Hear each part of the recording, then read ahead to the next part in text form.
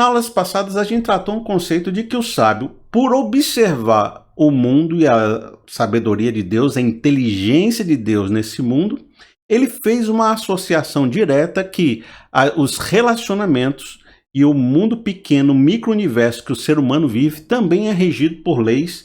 E como Deus é bom, como Deus é justo, como Deus é organizador do cosmos, né? Ele colocou cada coisa no seu devido lugar em um sistema funcional, assim também as relações humanas obedecem determinadas leis. E a gente falou sobre leis de comportamento. Então, se você for uma pessoa de comportamento bom, você vai trilhar um caminho bom e vai ter recompensas boas. Se você for uma pessoa de comportamento ruim, você vai trilhar um caminho que causa dores e destruições e vai colher recompensas ruins. De maneira que há uma justiça no mundo que está nos julgando a todo momento. E se a gente cumprir determinadas leis, nós vamos ter uma vida muito melhor. Então, para a gente abordar, a gente deixar isso mais consolidado, trago aqui para vocês 2 versos para a gente deixar já esse conceito bem estabelecido. O sábio olha o nosso universo a partir de uma lei da justiça. Vejam só o que diz Provérbios 11, no verso 20. O Senhor detesta os perversos de coração, mas os de conduta irrepreensível dão-lhe prazer.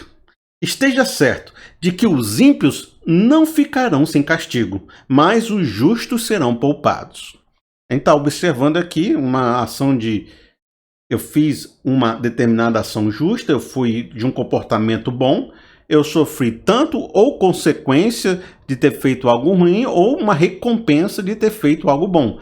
Ele trabalha com a ideia de recompensa e consequência, né? Vejam só Provérbios 12, no verso 3. Ninguém consegue se firmar mediante a impiedade, e não se pode desarraigar o justo. Amigo, se você for ímpio e for ímpio muito tempo e tentar formar um negócio em cima da impiedade, esse negócio vai ruir. Porque ninguém consegue fazer uma casa fundamentada sobre algo errado, porque há uma lei natural de que uma pessoa injusta vai colher coisas injustas e uma pessoa boa vai colher coisas boas. Ele diz isso porque ele entende que, ao observar o mundo, se lembra da ideia do inexorável, da correnteza e do caiaque? Ao observar o mundo inexorável, ele percebeu leis eternas e imutáveis. Ao mesmo tempo, então, ele associou que o nosso micro-universo, o mundo dos humanos, dos relacionamentos humanos, também obedecem a essas leis universais.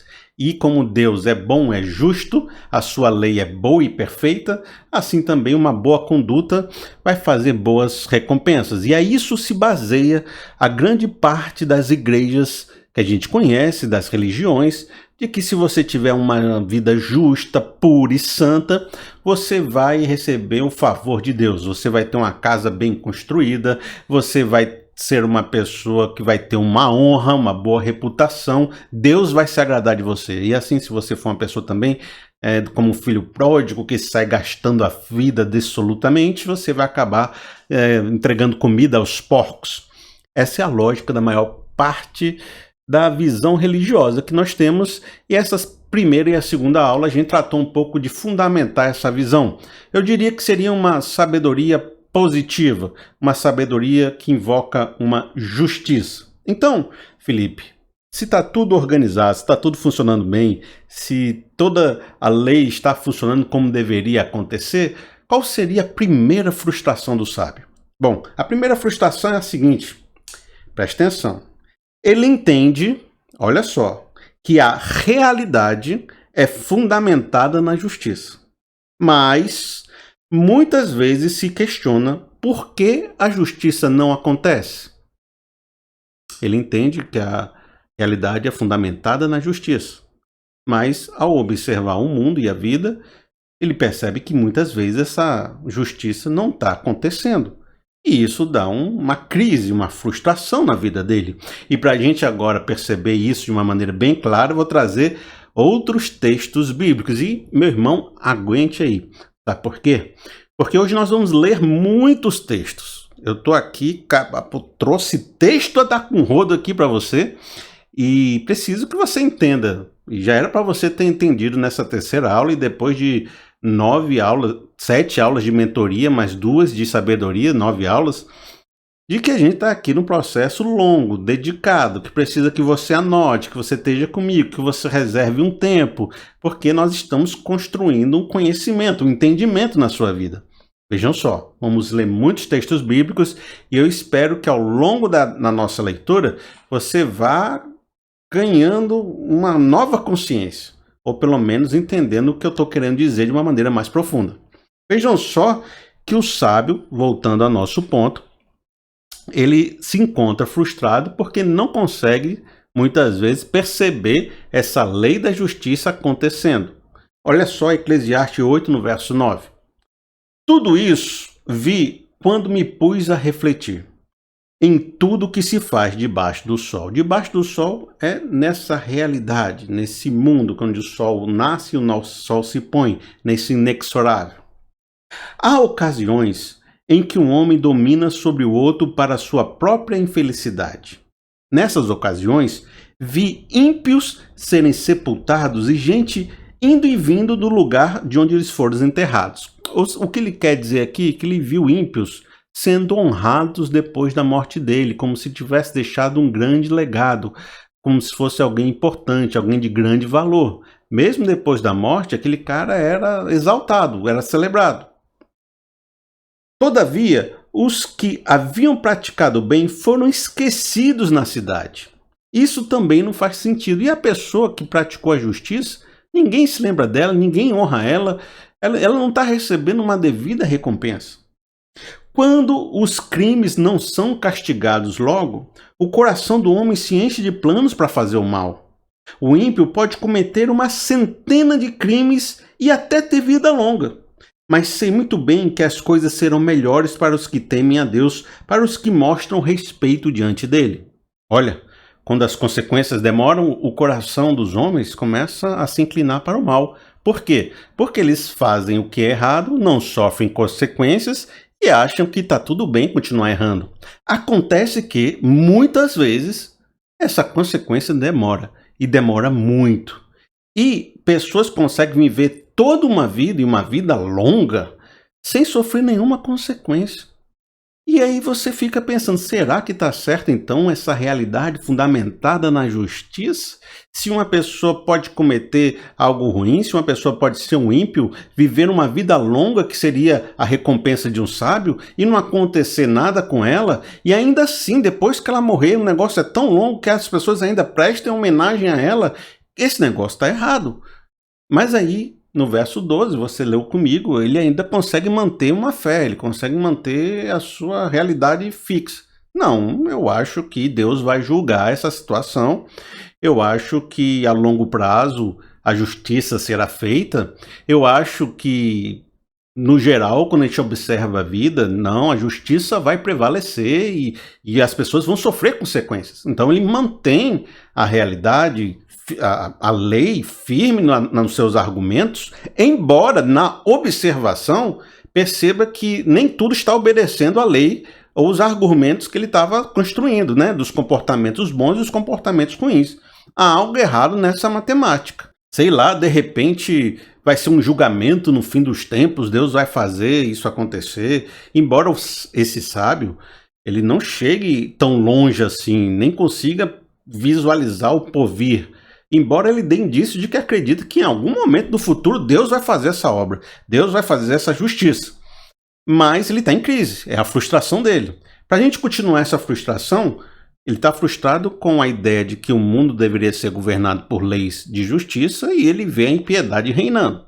Vejam só o que diz aqui em Eclesiastes 9:11, diz assim: percebi ainda outra coisa debaixo do sol. Os velozes nem sempre vencem a corrida, os fortes nem sempre triunfam na guerra, os sábios nem sempre têm comida, os prudentes nem sempre são ricos, os instruídos nem sempre têm prestígio, pois o tempo e o acaso afetam todos.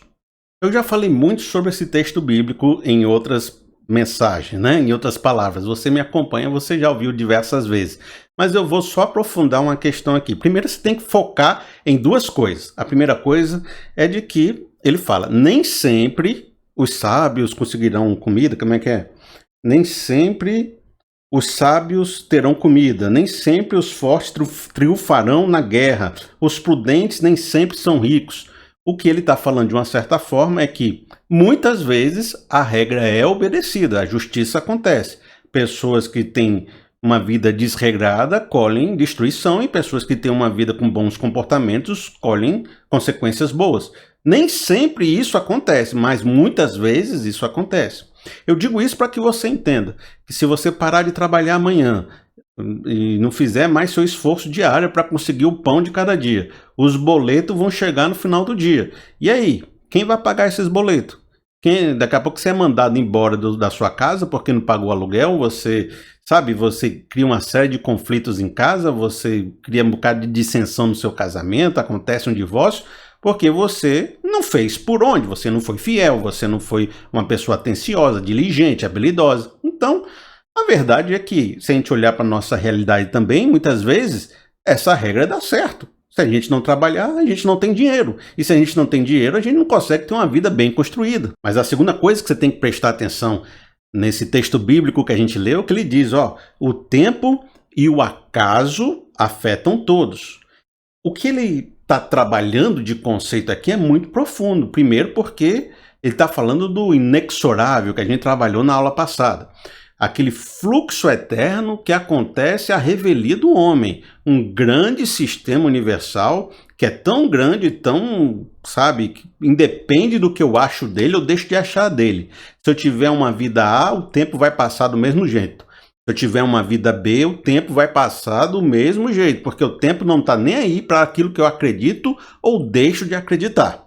O tempo é inexorável. O tempo é um fluxo eterno. Então, ele diz assim, o tempo, ele afeta a nossa vida de uma forma, e ele às vezes entra nessa nossa lógica pequena de justiça, ataca a gente de forma tão profunda que ele muda a história sem se preocupar se eu estou fazendo minha vida bem ou se eu estou fazendo minha vida ruim. E o pior, existe o acaso, a aleatoriedade. Ou seja, coisas acontecem que a gente não vê sentido. A gente não consegue compreender por que uma pessoa boa sofreu algo ruim, por exemplo. Porque a gente entende que foi um acaso, um acidente, uma torre que cai, um carro que bate, algo que acontece.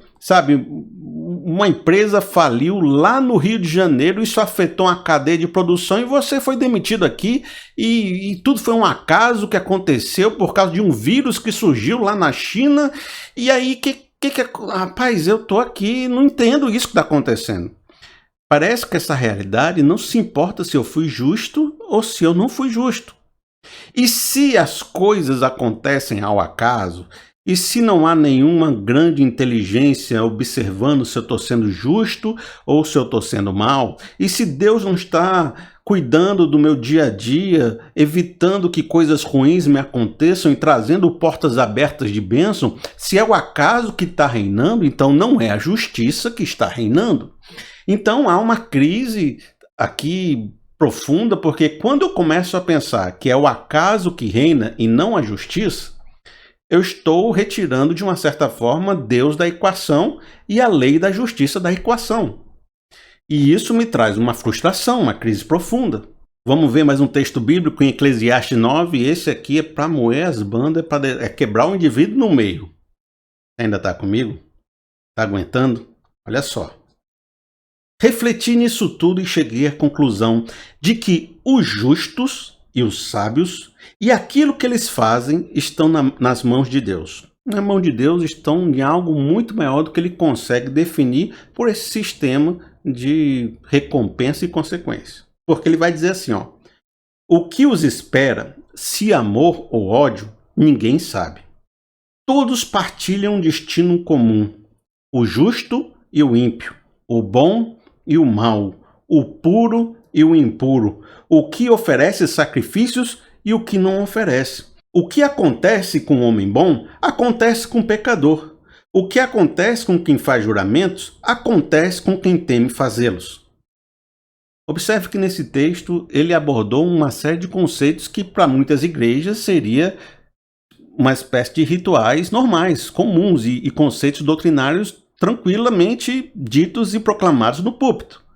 E ele está dizendo o seguinte: se a pessoa for santa, pura, ela vai ter o mesmo destino do que uma pessoa que foi impura, que cometer pecado. Eu acho que se aquela pessoa vai ter amor ou se aquela pessoa vai ter uma consequência, eu não estou mais conseguindo definir se isso vai acontecer mesmo. Eu estou colocando nas mãos de Deus porque, pelo que eu estou observando no mundo, nem sempre essa justiça está acontecendo. Logo, se eu for uma pessoa boa ou uma pessoa ruim, eu não sei se essa pessoa ruim vai ter uma consequência ruim, nem se essa pessoa vai ter uma consequência boa. Eu acho que elas vão ter o mesmo destino no final das contas, independente se ela foi boa ou se ela foi ruim.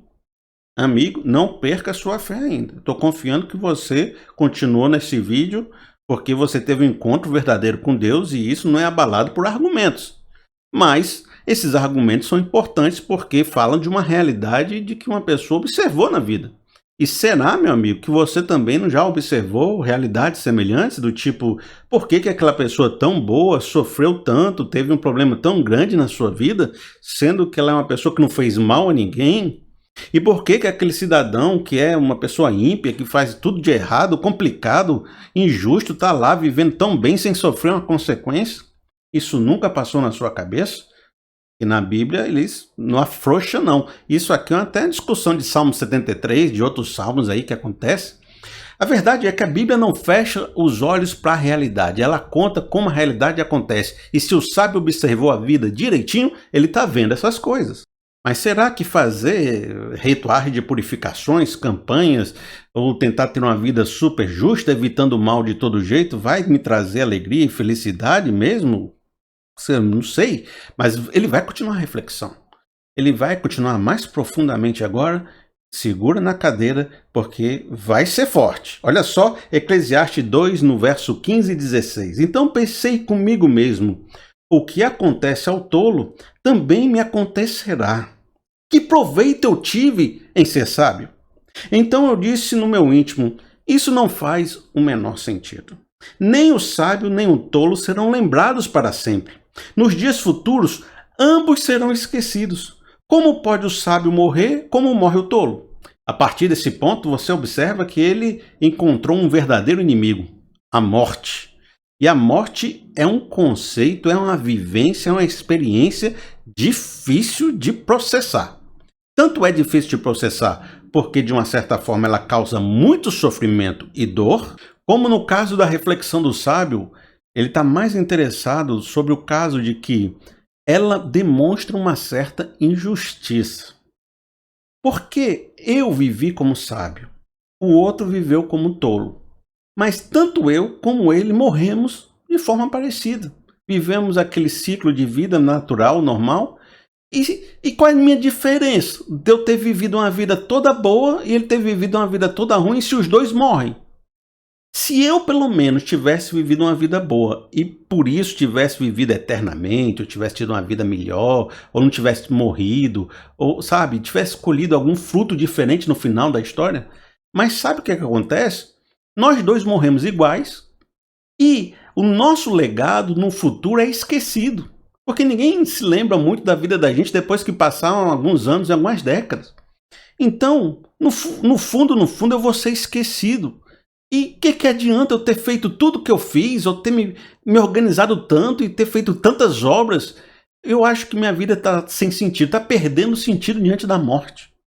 E é muito difícil de entender, por exemplo, na questão da justiça diante da morte, que eu fiz um patrimônio enorme. Está aqui, acumulei 10 milhões de reais, vamos supor. Acumulei, trabalhei, fiz obras magníficas, me tornei um rei, acumulei 10 milhões de reais pelo meu esforço, a minha sabedoria e o meu mérito. Aí eu morri, certo? Aí meu filho, que não fez nada, nem foi justo, nem foi sábio, recebe 10 milhões de herança. Aí ele está perguntando, que justiça é essa? Que uma pessoa recebe um patrimônio de herança, mesmo sem ter feito nada, nem ter merecido aquilo lá.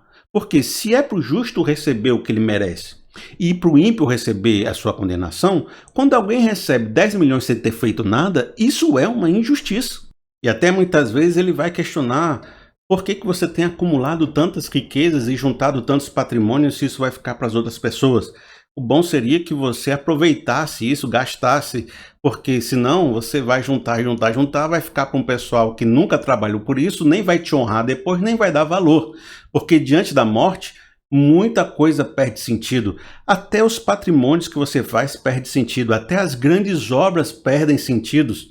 Já imaginou aquele sábio que, falando na nossa realidade aqui presente, construiu uma igreja naquela cidade e aquela igreja era vibrante, bonita, alegre, reuniu 50, 60 pessoas, fez um trabalho missionário excelente, mas depois de algum tempo aquele sábio morreu, aquele pastor morreu, as novas gerações não conseguiram trabalhar, receberam aquilo de herança, perderam aquele legado, aquela igreja ficou vazia, os membros se dissiparam, passou-se uma década, duas, aquela casa já virou uma venda, uma mercearia, a casa de alguma outra pessoa, ninguém lembra mais que aquela igreja existiu e aquele trabalho, ninguém mais soube daquele pastor, da descendência dele. Naquela cidade, aquele sábio nunca mais se ouviu falar dele. Daqui a pouco aquele prefeito, corrupto, ladrão, a terceira geração dos netos, dos bisnetos ainda estão lá, governando a cidade, mas aquele sábio se perdeu, ninguém se lembra dele. Isso não gera uma frustração, não? Isso não gera um sentimento de revolta, não? Pois é, essa é a primeira frustração do sábio. Sabe qual é a segunda frustração? O sábio cansou de tentar ensinar quem não quer aprender. O sábio cansou de tentar ensinar quem não quer aprender. Isso aqui é até eu, viu? Eu acho que todo professor sente um pouquinho disso. A gente tenta ensinar e a pessoa não quer aprender. Aí chega uma hora que a gente diz assim, quer saber também? Se lasque. Vai pra lá, quero saber de tu mais não. Provérbios 9, no verso 7 a 9 diz assim, quem corrige o zombador traz sobre si o insulto. Quem repreende o ímpio mancha o próprio nome. Não repreenda o zombador, caso contrário, ele o odiará. Repreenda o sábio e ele o amará. Instrua o homem sábio e ele será ainda mais sábio. Ensine o homem justo e ele aumentará o seu saber. O sábio aqui está frustrado, está estabelecendo um limite e dizendo, olha, vocês que tentam ensinar pessoas zombadoras, pessoas que não querem aprender, vocês só estão gastando energia. Sabe o que você devia fazer? Deixar esse pessoal de lado. Para de ensinar eles. Só quem se lasca é tu, porque eles vão te insultar. Eles vão acabar com você. Escolha uma galera do bem, um pessoalzinho assim, e gaste tempo com eles. Pare de tentar mudar o mundo. Esse mundo está perdido. Essa cultura só quer ouvir o que ela quer ouvir. Rapaz, não gaste tempo tentando mudar o povo, não. Esse povo político aí só pensa o que quer pensar. Esse povo brasileiro aí que elege um pessoal sem vergonha, vai fazer isso toda vez. Desiste de tentar mudar o Brasil. Tem pessoa que não consegue mais mudar nessa vida. Não adianta você tentar mudar aquela pessoa porque ela não quer mudar. Ela não vai mudar. Nasceu assim, vai morrer assim. Pau que nasce torto nunca se endireita. O sábio está meio que desistindo das pessoas. E está se concentrando no seu grupo particular. Naquelas pessoas que mais importam para ele. É como se fosse um cansaço. Todo professor passa por isso. Eu estava até ouvindo falar um cara contando uma história de que ele foi trabalhar na escola pública. E era uma escola estadual. E ele estava substituindo alguns professores e tendo ali uma experiência de estágio, porque ele estava fazendo faculdade para ser professor e estava fazendo estágio. Ele contou com muita decepção e muita frustração que ele acha que tudo que está acontecendo ali é um fingimento. E é claro que ele contou isso cheio de dedos, cheio de nuances para não ferir ninguém, mas ele estava falando algo do tipo, olha, as pessoas fingem que ensinam, os alunos fingem que aprendem, a escola finge que fez o seu trabalho e o governo acha que resolveu a situação. Mas quem está lá dentro vê quão caótico é todo esse processo. E ele falando que já ficou muito triste de entrar em sala de aula, vê um grupo de alunos encostado lá no fundo da sala com o celular ligado, outro grupo que parece uma gangue do outro lado, todo mundo afastado, o professor sozinho lá na frente e 3, 4 alunos sentados pertinho dele ouvindo. Uma sala de muitos alunos, só 3 ou 4 realmente estavam prestando atenção. E aí ele pergunta, o que está acontecendo aqui? Aprendizado é que não é. Ensino nessas 40 pessoas é que não é.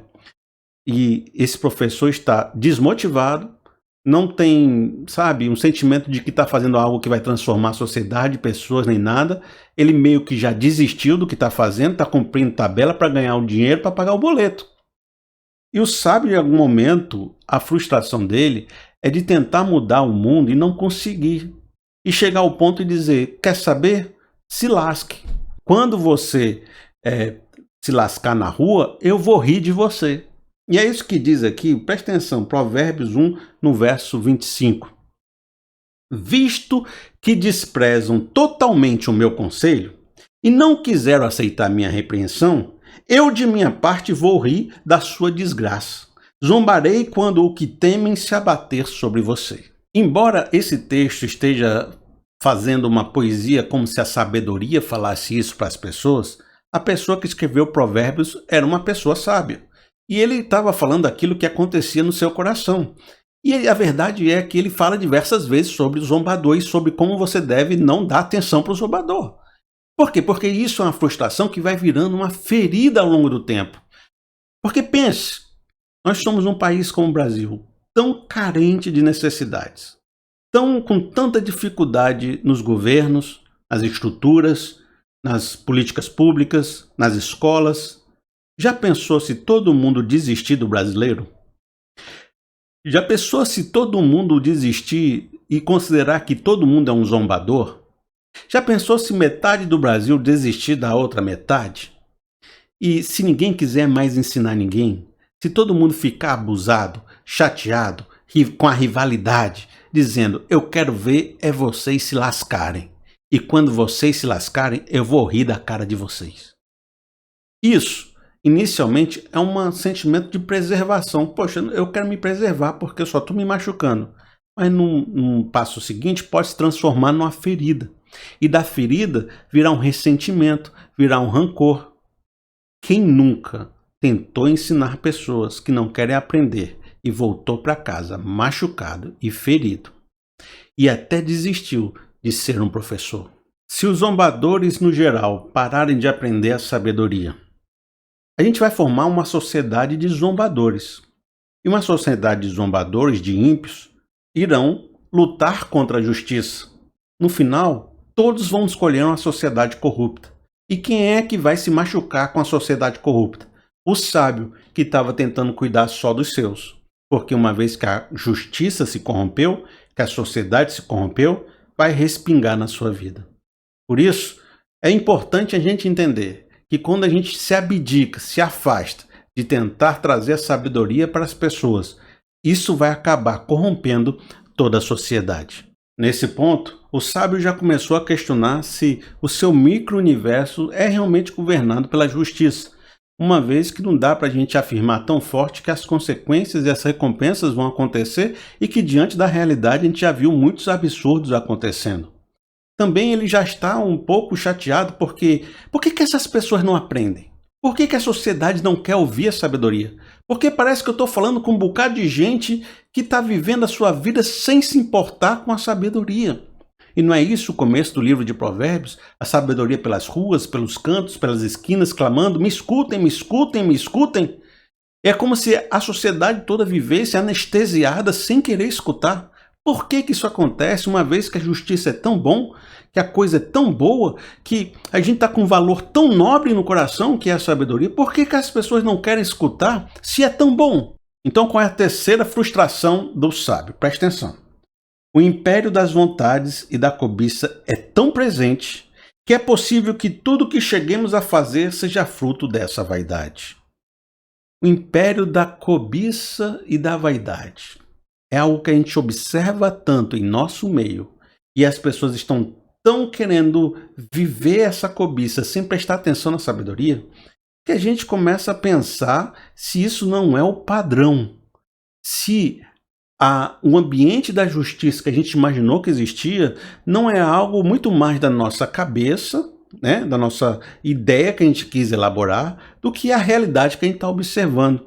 Porque quando eu comecei a refletir mais profundamente, o sábio pensou isso, né, o sábio começou a falar, eu comecei a achar que as pessoas, no geral, estão mais andando segundo as suas cobiças, vontades e vaidades, do que exatamente se guiando por uma racionalidade e uma sabedoria.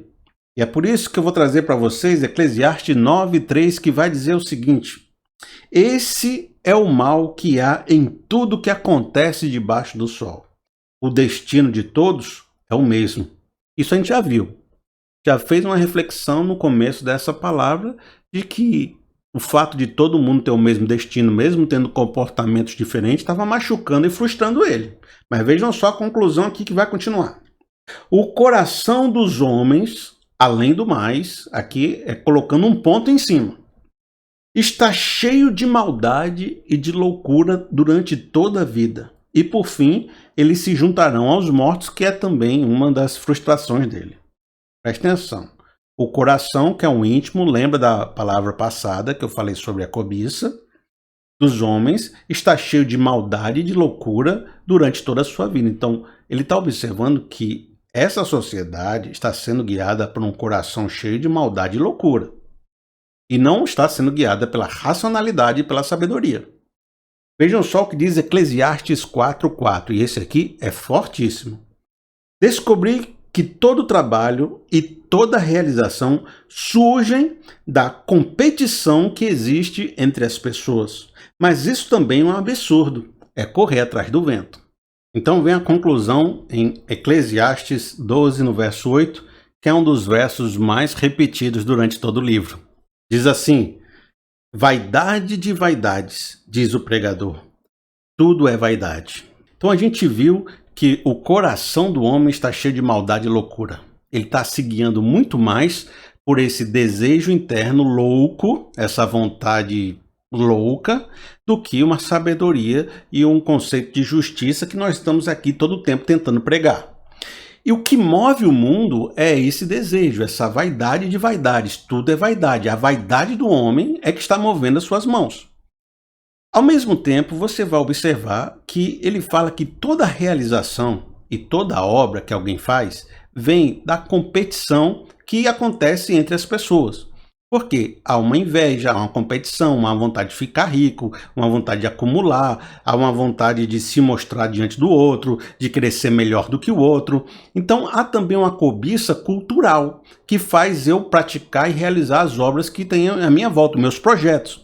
Então, há uma vontade louca que me faz correr atrás do prazer e há uma vontade louca que me faz ir atrás de trabalhar, produzir e competir. É como se eu precisasse correr atrás do meu boleto todos os dias e isso, correr atrás do boleto, ganhar mais, fazer projetos melhores é uma vaidade de competitiva, de competição social, e ter um prazer, ter vontades loucas e ter maldade no coração também é outro desejo meu que concorre com esse. Eu quero sair fazendo tudo que eu quiser na minha vida.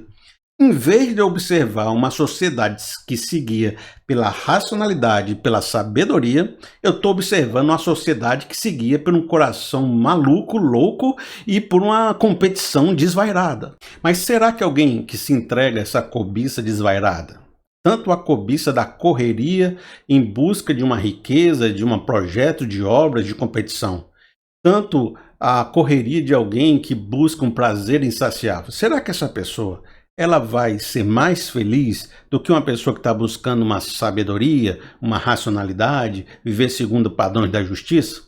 Será que dar vazão à sua cobiça traz mais felicidade? A primeira conclusão dele é que tentar satisfazer a cobiça é infrutífero, porque, por definição, um desejo nunca é saciado. Quanto mais ele tem, mais ele quer e ele não se sente satisfeito. E é isso que ele vai dizer aqui em Eclesiastes, no verso 5:10. Ele fala isso diversas vezes, eu peguei só 2 textos para você poder compreender. Diz assim, Eclesiastes 5:10. Quem ama o dinheiro jamais terá o suficiente. Quem ama as riquezas jamais ficará satisfeito com os seus rendimentos. Isso também não faz sentido. Em Eclesiastes 6, no verso 7, diz assim: Todo esforço do homem é feito para a sua boca. Contudo, o seu apetite jamais se satisfaz. Ele observa essas duas forças atuantes, a força da cobiça pelos prazeres e a competição dos negócios, da corrida da vida, dos projetos, da competição entre as pessoas. Essas duas forças é fortíssima, eu vou chamar de prazer, desfrute, viver a vida e de trabalho. A ocupação que nós temos para ganhar vida, ganhar dinheiro e sobreviver. Essas duas forças, mesmo que eu dedique minha vida toda a elas para acumular riquezas ou para satisfazer o meu apetite, a solução final é que ninguém vai ser satisfeito e só vai gerar frustração. Ele chega a dizer no Eclesiastes de que um homem pode trabalhar 1000 dias, se não aproveitar a vida, vai ser do mais infeliz de todo. Ao mesmo tempo, ele diz que a pessoa aproveitou as delícias da vida e no final chegou dizendo também que era inutilidade e não via sentido naquilo tudo. Mas identificando essas duas forças, ele teve uma ideia. Ele elaborou uma fórmula capaz de equilibrar o jogo da cobiça. E qual foi essa fórmula? É o seguinte: o indivíduo vai desgastar sua alma trabalhando, acumulando riqueza, mas ao mesmo tempo, ao longo do que ele acumula riqueza, ele vai separar momentos para ele gastar e desfrutar da vida, satisfazendo os prazeres da sua cobiça do seu coração. Quando ele se cansar de um, ele vai usar o outro para tentar esquecer do sofrimento da vida. Quando esse outro estiver perdendo o sabor, ele volta para trabalhar. Então, ele está lutando aqui por um certo equilíbrio de forças. Se eu equilibrar a luta para ganhar a vida com a luta, com a minha busca pelos prazeres, um vai equilibrar o outro e eu vou ter uma vida considerada agradável. Talvez isso é bom para se fazer debaixo do sol. É uma das conclusões que ele chegou. Equilibre a sua cobiça com outra cobiça, né? Se desgastando de um lado e tendo prazer de outro, e você vai conseguir ter uma vida mais ou menos bom, esquecendo de que essa vida não tem sentido. Existe uma frase espirituosa que as pessoas usam nessa hora que diz: o miserável é um gênio. De fato, o miserável é um gênio. Hoje é fácil você entender essa fórmula funciona. Você tem o trabalho na semana e você tem o descanso no fim de semana. Você tem férias, você tem momentos de descanso para dormir, já está tudo organizado hoje em dia. Naquela época, isso era uma grande sabedoria, uma grande inovação. Falar para as pessoas: não se acabe de trabalhar, não morra tentando enriquecer. Muitas riquezas causam muito sofrimento. Amigo, preste atenção, equilibre aquela sua vida de projetos com também o fato de você poder desfrutar a sua vida, sua família, seus amigos, porque isso é o que você vai conseguir de melhor nessa vida, porque se você esperar muito por muitas coisas para o futuro, você vai acabar morrendo, vai acabar sem viver o bom dessa vida. Mas então, o sábio, como ele é sábio, ele começa a fazer uma autorreflexão. Porque se todo mundo é movido pela vaidade, e se todos os projetos que são feitos mediante a vaidade, dando asas para essa cobiça interna que as pessoas têm, logo ele começou a pensar: mas será que então que a minha busca pela sabedoria também não é uma cobiça que eu tenho? Será que esse meu se esforçar para conseguir conhecimento, para observar a vida, para estudar tudo, para saber de tudo, não é no fundo, uma vaidade também? E é isso que ele vai dizer em Eclesiastes 1, no verso 16.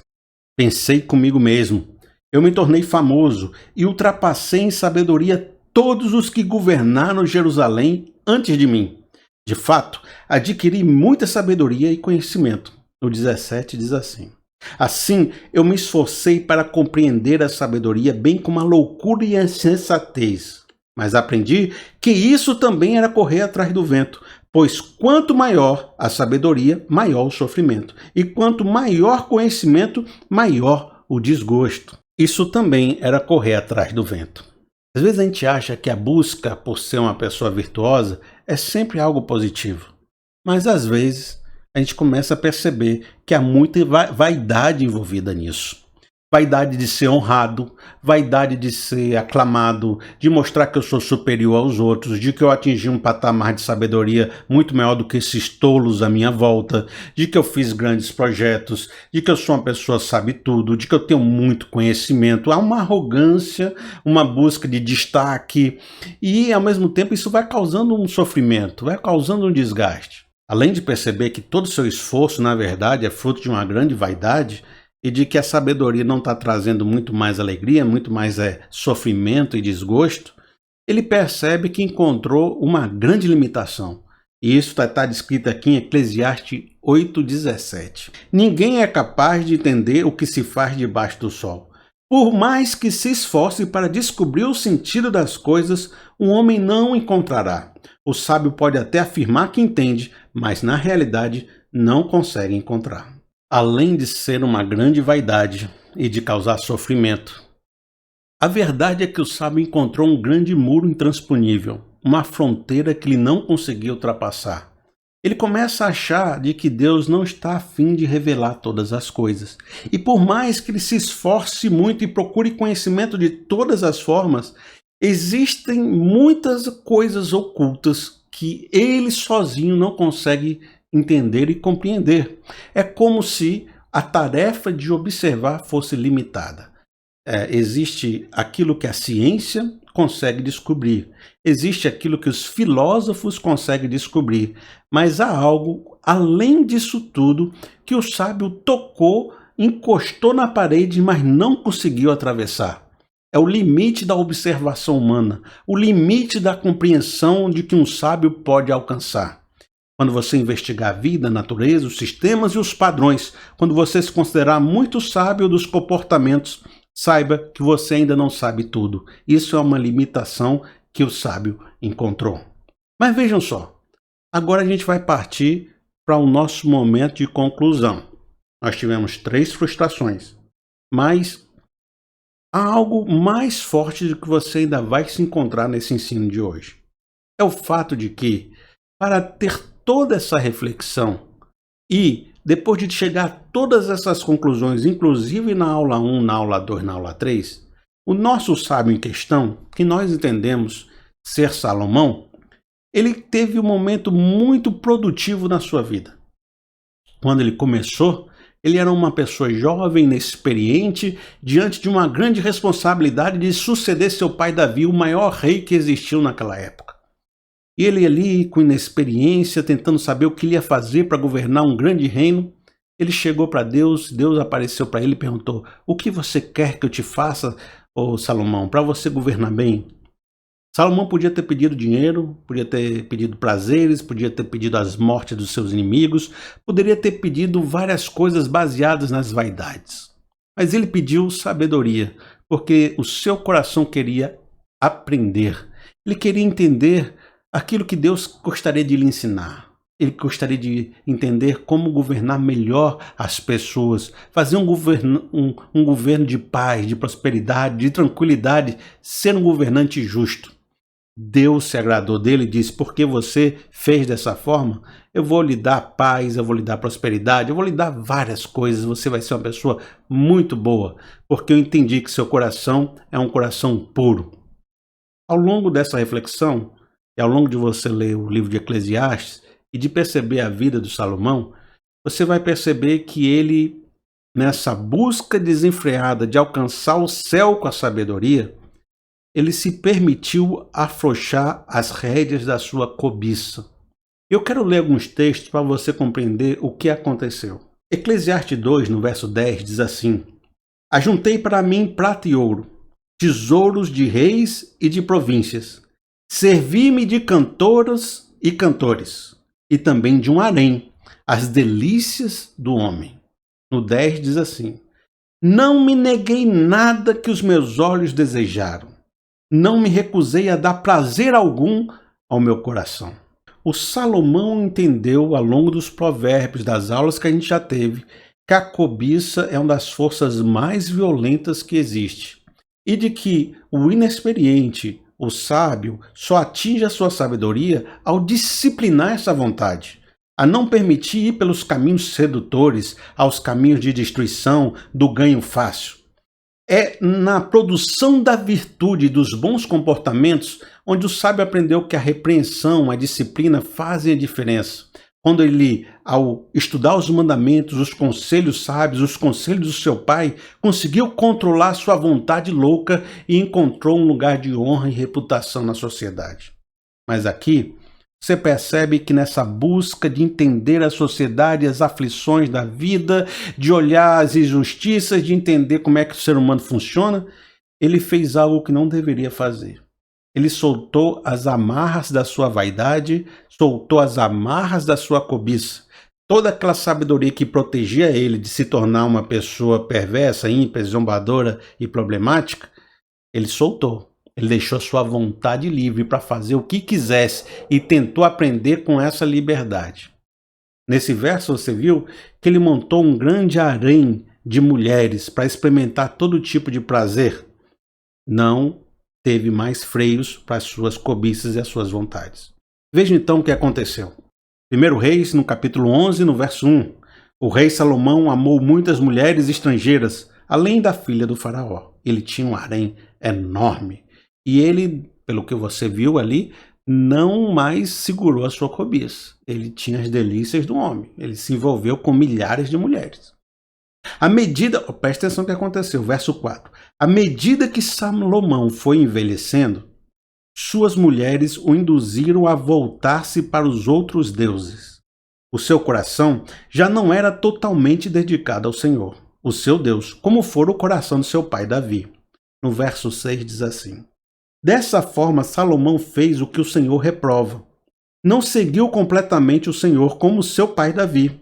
No verso 9 continua: o Senhor irou-se contra Salomão por ter se desviado do Senhor, o Deus de Israel, que lhe havia aparecido 2 vezes. No verso 11 vem a sentença. Então o Senhor disse a Salomão: já que essa é a sua atitude, e você não obedeceu a minha aliança e os meus decretos, os quais lhes ordenei, certamente lhe tirarei o reino e o darei a um de seus servos. Salomão falou tanto sobre o inexperiente, se lembra? Se lembra da aula passada? A gente viu 3 capítulos de Provérbios, falando do jovem inexperiente seduzido pelas mulheres, que foi arrastado para o matadouro, que caiu nas palavras, porque ela inexperiente não era sábio.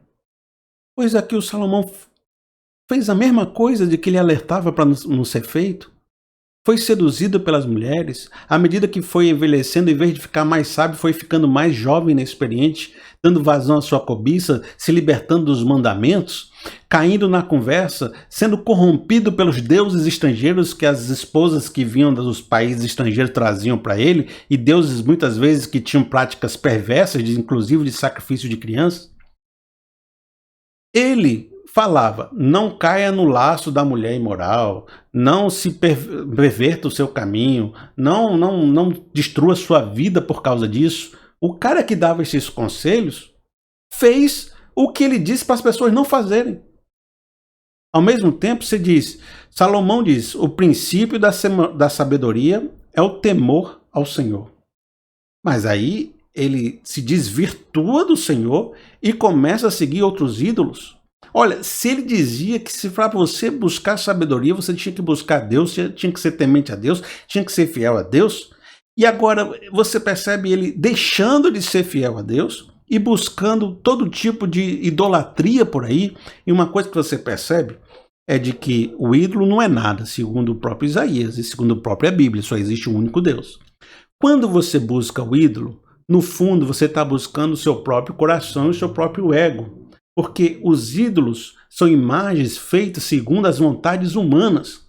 Então, quando você percebe que Salomão está buscando ídolos, significa que ele deixou de buscar a Deus para buscar os seus próprios desejos. Faça o que eu digo, mas não faça o que eu faço. Provérbios fala sobre a educação dos filhos. E o seu filho não foi bem educado. Quando o reino chegou na sua mão, ele não teve sabedoria para lidar com as disputas que estavam acontecendo e o reino se dividiu na mão do seu filho. Tanto falou que um pai deveria educar um filho, que seu filho ficou sem a sabedoria que seu pai tinha. Falou tanto sobre como o trabalho é pesado, é infeliz, é chato, e ao mesmo tempo oprimiu o povo com muito trabalho, e o povo estava muito cansado porque não conseguia desfrutar a vida. Falou sobre a opressão, falou sobre o acúmulo de riquezas, mas fez um reino opulente, com palácios, com ouro, com caravanas. Se amostrou demais, gastou o dinheiro que tinha e o que não tinha, ficou aflito com tanto gasto, teve que cobrar mais imposto para todo mundo. Rapaz, faço o que eu digo, não faço o que eu faço. Falou tanto sobre a bebedeira em Provérbios, sobre como os glutões e os beberrões, como um rei que se entrega à bebida, um governante que se entrega à bebida, fica sem juízo para governar, perde o discernimento. Mas estava lá em Eclesiastes dizendo que provou o vinho, entregou-se ao vinho com sabedoria para experimentar, como quem diz que está experimentando umas viagens de drogas, como quem diz que se entregou para ver até onde ia. Faço o que eu digo, mas não faço o que eu faço. E há uma frase espirituosa que diz, enfim, a hipocrisia. O grande sábio, o maior sábio descrito na Bíblia, com um livro maravilhoso como de Provérbios e de Eclesiastes, com a sabedoria proclamada nos reinos vizinhos em todas as nações. Era um homem falho, hipócrita, e não fazia o que pregava. E essa é uma das grandes conclusões e lições que nós temos aqui. Essa história poderia ter acabado com Salomão rico, feliz, lindo e maravilhoso, temente a Deus. Mas talvez essa imagem provocasse uma série de doutrinas na cabeça da gente, no resto da história cristã, dizendo que a sabedoria é o caminho da prosperidade da vida e da salvação humana. O fato dela ter acabado com Salomão destruído e entregue à sua própria fragilidade traz um recado maior do que os próprios provérbios, de que a sabedoria não nos torna um super-homem. A sabedoria não é um superpoder, que a sabedoria não me blinda da minha própria cobiça, que a sabedoria não me coloca no patamar superior aos tolos, que pelo contrário, talvez o sábio seja um tolo, que não se reconhece como tolo e se acha superior aos outros. Mas, na sua busca por sabedoria, ele não consegue reconhecer que é a sua própria vaidade que ele está buscando. E de que nós temos um sábio e um tolo dentro de nós. E de que é possível que aquele que foi sábio durante muito tempo ainda vá cair, porque não prestou atenção no caminho que andava. Por isso, todo dia é um dia de observar a sabedoria. Todo dia é um dia de observar se estamos sendo tolos, porque o zombador dentro de nós clama para sair. Nós somos seres frágeis, não somos superpoderosos, somos cheios de limitações e a nossa observação, a nossa tentativa de ter o mérito não é capaz de alcançar a salvação, a redenção e nem é capaz de descobrir todos os mistérios de Deus.